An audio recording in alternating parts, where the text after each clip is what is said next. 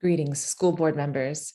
We've launched into the school year with much hope about how the 3Rs plan could help student achievement, how the one-time funding for COVID-related supports could help struggling students, how the new climate and culture plans could ensure welcoming and supportive schools, and how having an equity goal as a part of the school performance plan could help schools bridge equity gaps.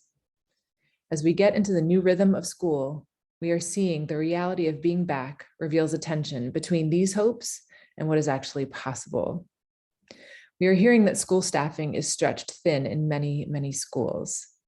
We know students need us to do it all: address the trauma they faced in the last year, build social and emotional skills after a year of isolation, and catch up those who've fallen behind academically. But even with new COVID resources, many schools are still just struggling to make sure each class has a teacher, that lunch has supervision, and that teaching can happen amidst some troubling behaviors that result from isolation and trauma, and that COVID-related absences and quarantining don't upend academic progress. There's nothing wrong with student learning plans, the idea of acceleration, and all these other great plans. It's just that many schools feel like they're drowning and need more support just to get by, let alone reach our larger goals. One example we learned about on our Monday podcast this week is that health staff are not able to tend to typical school health issues like scraped knees, medications, or concussions amidst implementing pool testing and managing students with COVID symptoms. It seems it is just not yet possible to be back to school as normal.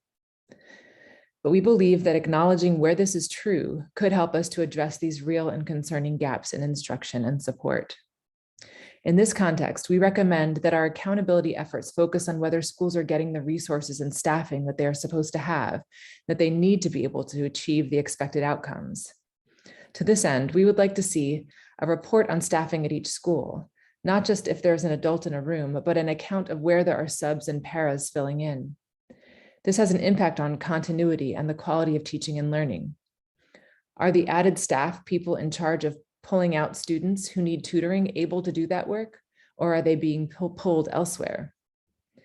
We like to see the numbers of students and staff in each school who are quarantined or absent so that we can see what additional gaps are created and where additional services might need to be targeted. We'd like to see unified communication and policy around COVID-related absences. Each school seems to have a different approach. In some schools, being out of school due to symptoms is considered an absence, while being out of school because a close contact has COVID is not considered an absence as long as work is completed online. This is both confusing for parents and could potentially result in many more absences than we would normally see. It seems possible that these increased absences could ultimately affect grades and be important to track. As always, we thank you for your consideration.